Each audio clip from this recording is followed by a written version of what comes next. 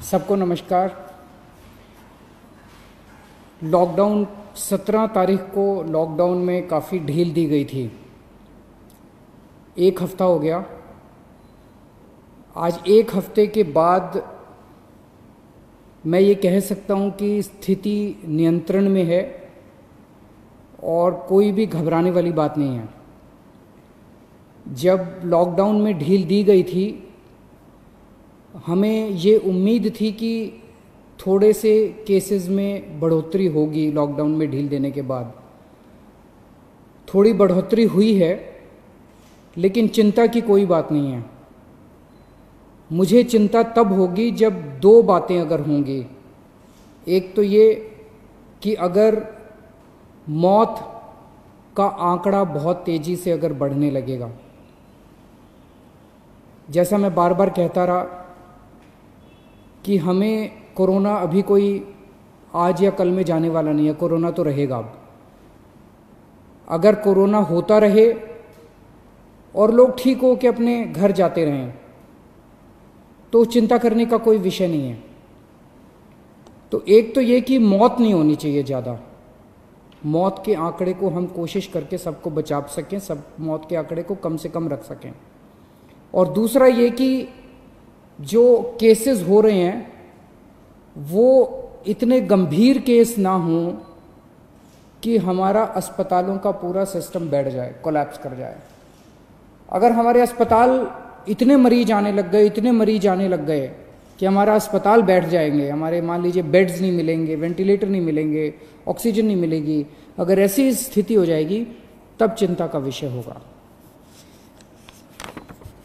कल तक दिल्ली में 13,418 केस थे टोटल। अभी तक पॉजिटिव केस 13,418 आए। इनमें से 6,540 ठीक हो गए और 6,617 अभी बीमार हैं। तो लगभग जितने ठीक हुए उतने ही बीमार हैं। लगभग 6,500 ठीक हो गए, 6,500 अभी बीमार हैं। मोटा मोटा 261 लोगों की मौत हो गई। आपके सामने मैं रखना चाहता हूं कि आज दिल्ली में अपने अस्पतालों का क्या स्टेटस है। जो कोरोना के अस्पताल हैं, कोरोना के जो सरकारी अस्पताल हैं, उनमें 3,829 बेड हैं टोटल। सरकारी अस्पतालों में 3,829 बेड हैं, जिनमें 3,164 बेड्स में ऑक्सीजन अवेलेबल है। मैं बार बार ऑक्सीजन इसलिए बोल रहा हूं क्योंकि कोरोना की कोई दवाई नहीं है।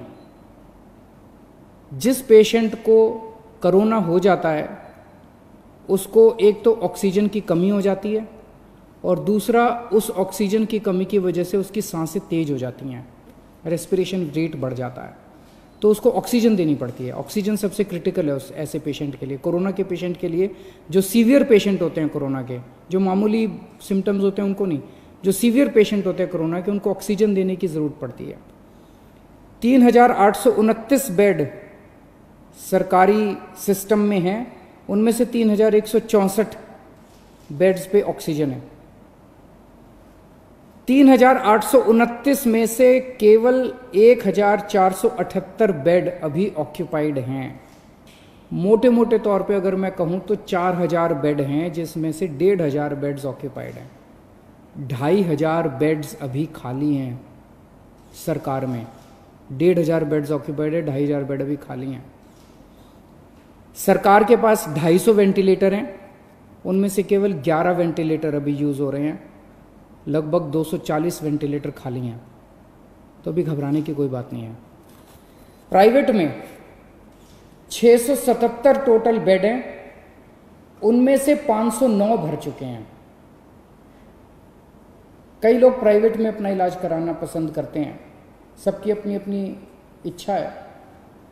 677 में से 509 भर चुके हैं, तो केवल 150 पौने 200 बेड्स बचे हैं प्राइवेट में। इसीलिए कल सरकार ने ऑर्डर जारी करके दिल्ली के 117 प्राइवेट अस्पतालों में ऑर्डर जारी कर दिए कि 20% उनको अपने बेड कोरोना के लिए रखने पड़ेंगे। तो इससे प्राइवेट सेक्टर के अंदर जो प्राइवेट अस्पताल हैं उनके अंदर लगभग 2000 नए बेड्स आज से अवेलेबल हो गए हैं। अभी तक 677 बेड थे, अब 2000 एक्स्ट्रा बेड प्राइवेट सेक्टर में अवेलेबल है। तो प्राइवेट में अगर कोई अपना इलाज कराना चाहता है, ज़रूरी नहीं है, जैसा मैंने कहा कि सरकार में 2500 बेड खाली हैं, लेकिन अगर फिर भी कोई अपना प्राइवेट में इलाज कराना चाहता है तो आज से 2000 और बेड प्राइवेट सेक्टर के अंदर अवेलेबल हो जाएंगे। आज प्राइवेट सेक्टर के अंदर 72 वेंटिलेटर अवेलेबल हैं, जिसमें से केवल 15 वेंटिलेटर यूज़ हो रहे हैं। तो मोटे मोटे तौर पे आज की डेट में प्राइवेट और सरकार मिला के 4500 बेड्स हैं, जिसमें से लगभग 2000 बेड्स इस्तेमाल हो रहे हैं, 2500 बेड्स अभी भी खाली हैं। आपकी जानकारी के लिए बता दूं कि मोस्टली केस जो कोरोना के अभी आ रहे हैं वो माइल्ड हैं, थोड़ा सा बुखार है, थोड़ी सी खांसी है, या कईयों को तो कुछ भी नहीं है, पता ही नहीं चलता उनको कि कोरोना है। वो तो टेस्ट करा तो पता चला कि कोरोना है, कोई सिम्टम नहीं है। अधिकतर केस ऐसे आ रहे हैं जिनको फिर अस्पताल में एडमिट करने की ज़रूरत नहीं होती, उनको हम घर पे ही रखते हैं। और मेरी एक टीम है जो डेली उन लोगों से घर पे बातचीत करती रहती है, उनके परिवार के लोगों से बातचीत करती रहती है, उनको सलाह देती रहती है। ये नज़र रखते रहते हैं हम लोग कि कहीं अगर वो बढ़ गया उनका कोरोना तो उनको फिर अस्पताल में शिफ्ट कर देंगे। जैसे आज दिल्ली के अंदर 3314 लोगों का घर पे इलाज चल रहा है, लगभग 2000 लोगों का अस्पताल में इलाज चल रहा है और 3314 लोगों का घर पे इलाज चल रहा है। जैसे मैंने बताया कि हमने प्राइवेट में कल ऑर्डर कर दिए 117 अस्पतालों के अंदर अब 20% कैपेसिटी उनकी, 20% बेड कोरोना के लिए होंगे। इसी तरह से अगले 3-4 दिन के अंदर हम जीटीबी हॉस्पिटल को तैयार कर रहे हैं। जीटीबी हॉस्पिटल के 1500 बेड्स, सबको ऑक्सीजन बेड्स बना रहे हैं, और जीटीबी हॉस्पिटल के 1500 और बेड्स हमारे कोरोना के लिए तैयार हो जाएंगे। तो मैंने बताया आपको कि लगभग 4000 बेड आज सरकार में ऑलरेडी कोरोना के हैं, 1500 और हो जाएंगे, तो 5500 बेड सरकार में पूरी तरह से कोरोना के लिए डेडिकेट हो जाएंगे। और कल ही हम लोगों ने ऑर्डर दिया है और लगभग 2000 और बेड्स को ऑक्सीजन बेड्स कन्वर्ट करने के लिए। तो एक तरह से हमारी पूरी तैयारी है कि अगर कोरोना के गंभीर पेशेंट्स में अचानक उछाल आता है तो हम तैयार हैं। आज से एक हफ्ता पहले जब लॉकडाउन में ढील दी गई थी तब क्या स्थिति थी और आज क्या स्थिति है। 17 तारीख को लॉकडाउन में ढील दी गई थी।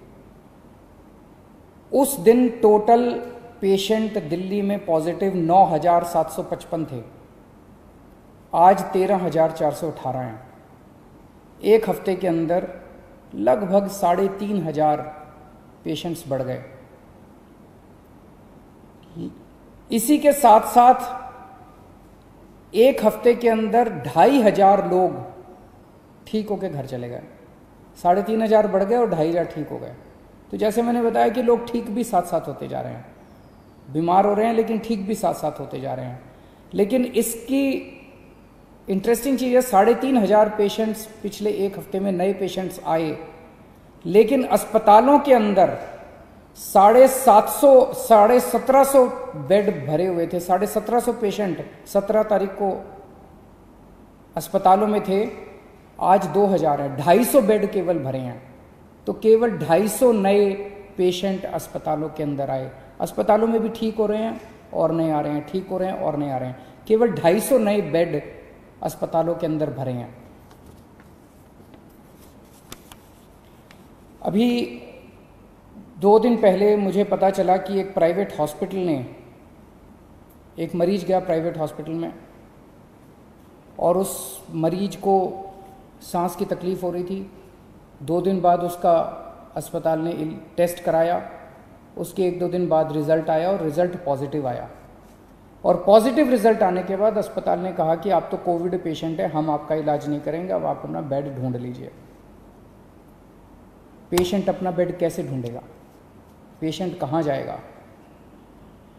कोई भी अस्पताल इस तरह से किसी भी पेशेंट को बाहर नहीं निकाल सकता। हमने उस अस्पताल को शो कॉज नोटिस जारी किया है, प्राइवेट अस्पताल को, कि आपका लाइसेंस रद्द क्यों ना किया जाए। अगर किसी भी अस्पताल के अंदर कोई भी पेशेंट आता है और वो कोविड निकल आता है, उस अस्पताल की जिम्मेदारी है कि वो उसको अपनी एम्बुलेंस में बिठा के किसी या तो प्राइवेट या गवर्नमेंट हॉस्पिटल के अंदर उसको कोविड बेड दिलवाएगा। आप किसी भी पेशेंट को इस तरह से अपने हाल के ऊपर नहीं छोड़ सकते। एक जो मेरे सामने पता चला कि जो लोगों को तकलीफ कई बार आती है, जैसे मैंने अभी बताया, हमारे पास सरकार में अभी 2500 बेड खाली पड़े हैं और अब 2000 प्राइवेट सेक्टर में भी बेड खाली होंगे, 4500 बेड खाली हैं, लेकिन लोगों को पता नहीं चलता किस अस्पताल में बेड खाली हैं, लोगों को पता नहीं चलता कहाँ जाएं। तो इसके लिए अब हम एक सिस्टम बना रहे हैं, 2-3 दिन के अंदर सिस्टम आपके सामने लाएंगे, जिसमें अगर कोई भी कोविड का सीरियस पेशेंट है और उसको बेड चाहिए, उसको एडमिशन चाहिए, उसको तुरंत पता चल जाएगा कि मुझे कहाँ जाने की ज़रूरत है। इसका पूरा सिस्टम बना रहे हैं और 2-3 दिन के अंदर ये पूरा सिस्टम बना के मैं आपके सामने आऊँगा।